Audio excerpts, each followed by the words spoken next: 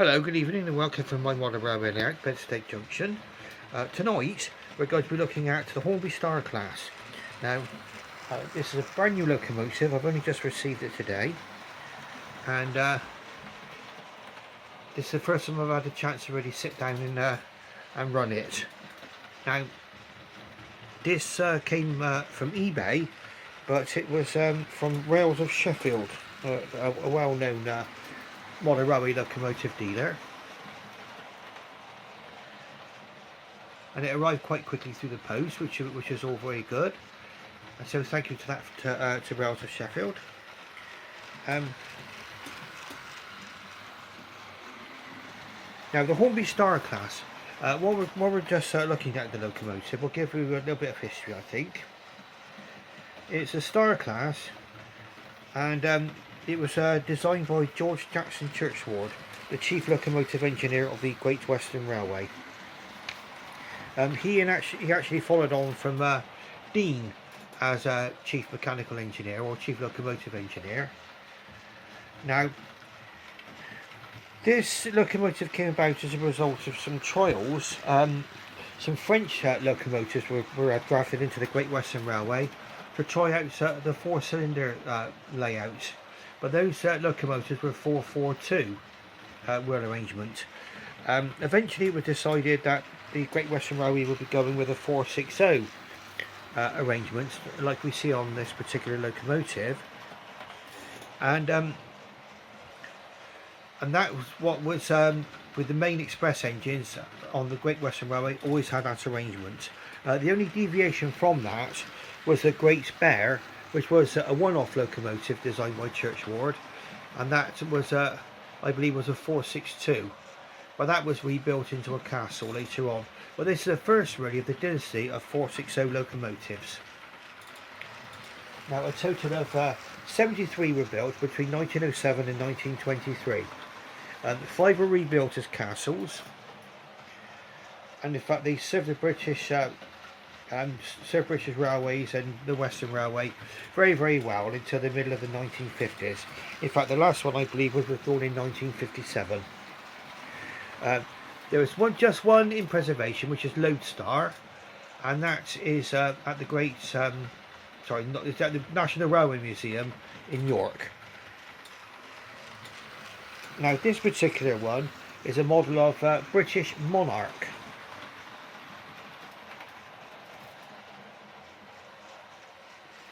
And you can get Lodestar from Hornby, that's on offer, but I think the price of that's about £160. I picked this one up for, if I remember rightly, £109.50 plus £2 postage. So this is more or less more of an affordable price for me. Now what we'll do is we'll bring her around and we'll have a little look at her, or a closer look. Now it's a very, very smooth runner. I'm quite enjoying this one actually. It goes well on the controller.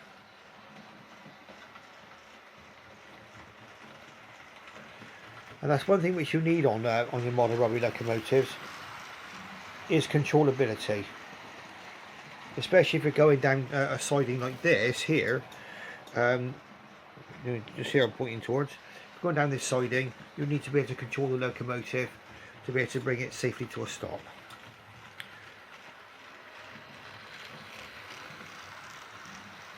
Now this one is in the British Rail livery, so this will be held between 1948 and 1957, so that's a 9-year period. I don't think any of these were ever given the later crest because they were withdrawn in 1957. I'm just going to bring her around to the usual viewing point. In fact, what we're going to do, we're going to bring her in, I think. So what we're going to do now is we're going to reset the points. And I can demonstrate the slow running control as well.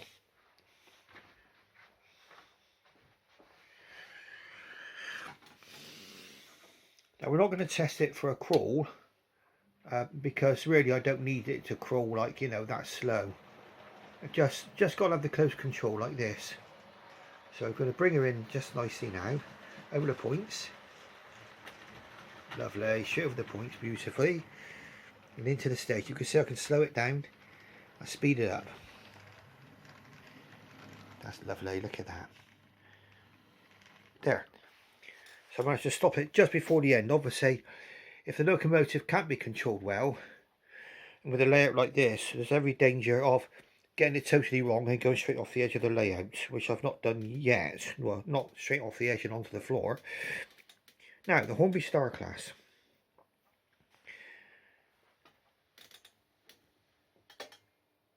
British Monarch. There we are, you can see the British Monarch nameplate. Number 4021, 4021. You can see the unicycling line, which was the first crest adopted by British Rail after nationalisation. It's got a nice representation of the copper chimney and of the safety valve cover and of the whistles. We can see the running gear down here. Now, looking down inside, you can see some red down inside, just under the boiler there. That's a representation of the inner cylinders and valve gear. So it's nice to have that. On a lot of models, you don't always get that. Okay, and moving around to the front, you can just about see it from here. See it there.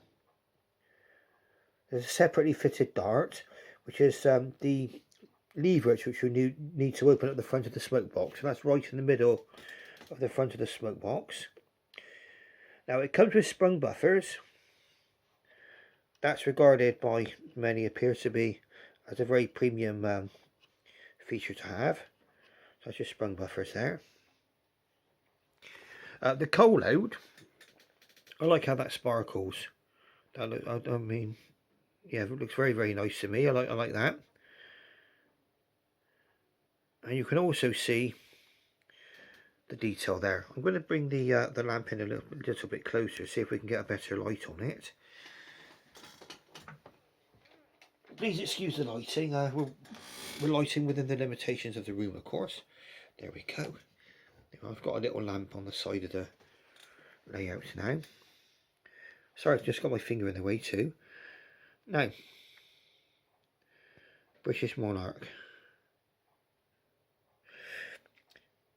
Now these were regarded by many as equal of a castle, even though the castle was a more powerful locomotive. And in fact, we're looking at a castle there for comparison purposes. That's my model of the castle class Spitfire, and they're both Hornby. Now, as far as the packaging, the locomotive cable, I can show you that.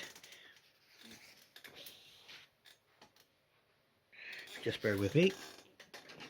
This is the outer box, and it shows a representation of the locomotive there, British Monarch. So that's a lovely picture there. So BR460 Star Class British Monarch, 00 gauge model railways. Then on the back of here, I think 5p would have been the classification it would have been given under British Rail, 5p. So it's still quite a powerful locomotive. And you can see the history of the locomotive there.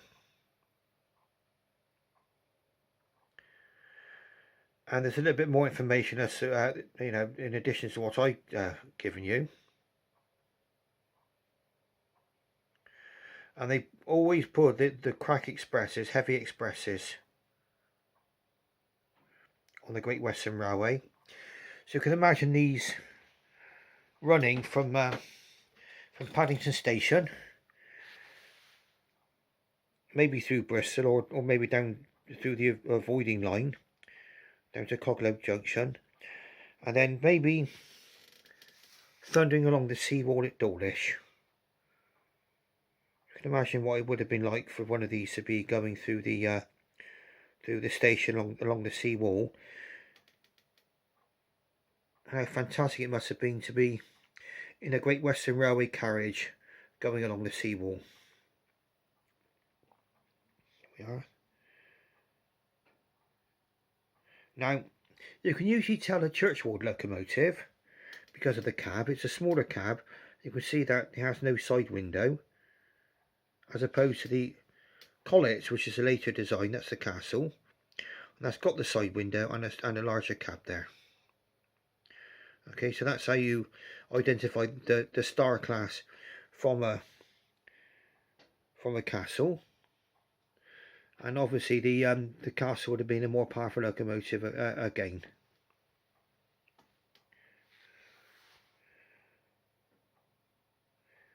Now what we're going to do is we're going to reverse her back out again, and I'm going to let her run again a little while. So what we're going to do, we'll put the controller into reverse. Oh, before we go, let's have a look at the rest of the packaging. Sorry about that. So where it came, it also came then in an inner box. Came inside this inner box there, and it also came with a detail pack. Now the detail pack usually contains brake rigging, which it does, and that's brake rigging for both the tender and for the locomotive itself. There appear, yes, there's spare steam pipes in there. A front coupler, should you choose to fit that. I probably won't, because I won't be running the locomotive backwards. Some people like to do that on theirs, but I won't be doing that. And then it would have come also in this inner packaging here. So there's it came in this plastic sleeve designed to protect the locomotive. There we are.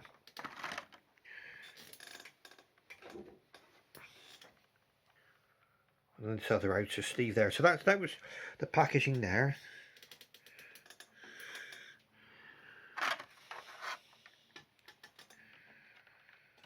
I will be boxing this locomotive back up for the night tonight. Okay, so that's a nice quick glimpse at my new Hornby Star Class British Monarch. I always wanted a Star. I mean, I already had a Castle and a King. The King, I think you've seen on another video of mine, which is also a Hornby King. This is an example really of a really sort of highly detailed model, this one. In fact, I think what we'll be able to do is have a look at the cab. If we can draw this one out of the station, we'll have a quick look at her. Just bear with me just a moment. Bring her along. As you can see how well it runs, nice and smooth.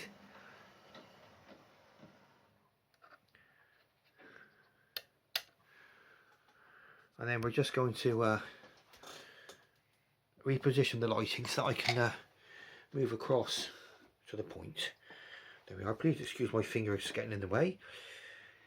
And now, there we are. Now we're set up.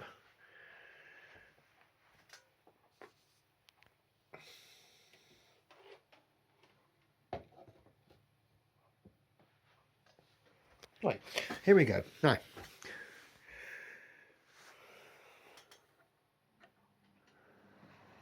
the Star Class.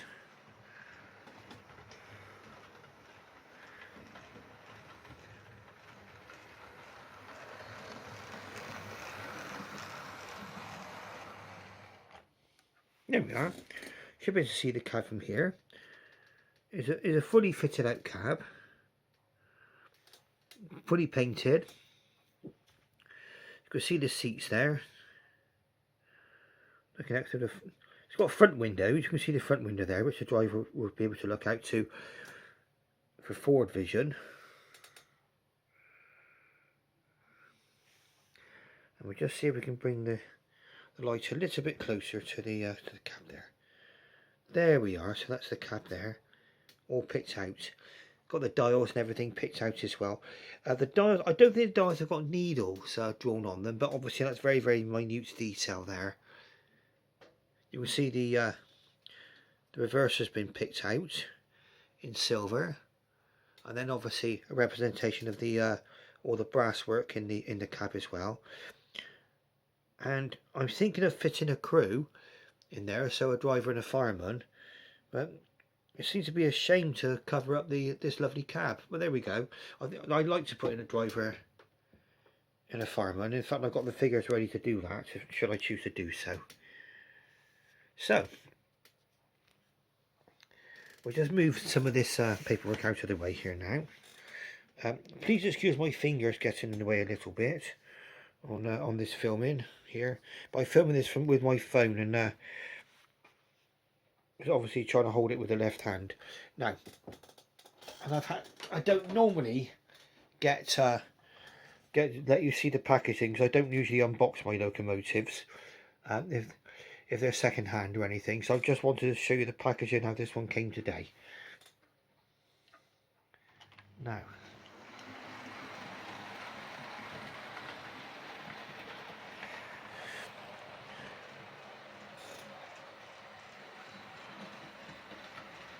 if you ask my opinion, this is a magnificent locomotive. Very, very pleased with it.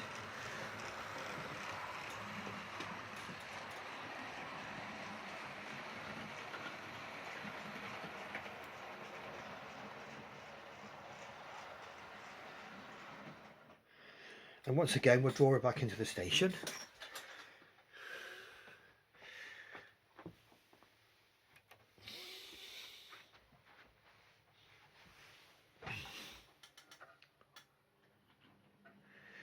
Now, one thing I would say about these particular model locomotives is that they are a little bit more delicate than some of the older locos. The reason for that is that there's a fair few separately fitted parts on here, like the dart on the front of the smoke box, which you might not be able to see too well there, but it's a separately fitted part. And also there are separately fitted handles on the tender at the back, which I will show you on another video perhaps. But because of that, I think they need to be treated with a little bit more sort of care, I suppose. I treat all my locomotives with care. I think this one does need really sort of hyper careful handling. But it's a very, very lovely locomotive. And welcome this now to my layout. And what I do now, it's coming up near 10 o'clock now, so I'm going to wrap this up for tonight. Now, if you like what you see, then press like. And if you want to subscribe, please subscribe. And welcome to my band of subscribers. At the moment, my small band of subscribers. And then sometimes it's all about the quality, isn't it? Okay, and then I should bid you farewell and good night for tonight. Okay, and thank you very much for watching. Okay, from Bedstead Junction. My YouTube channel is called Paul Cherry Trains, space between each of the words, and you can find other locomotives featured on my YouTube channel. Thank you very much indeed, and good night.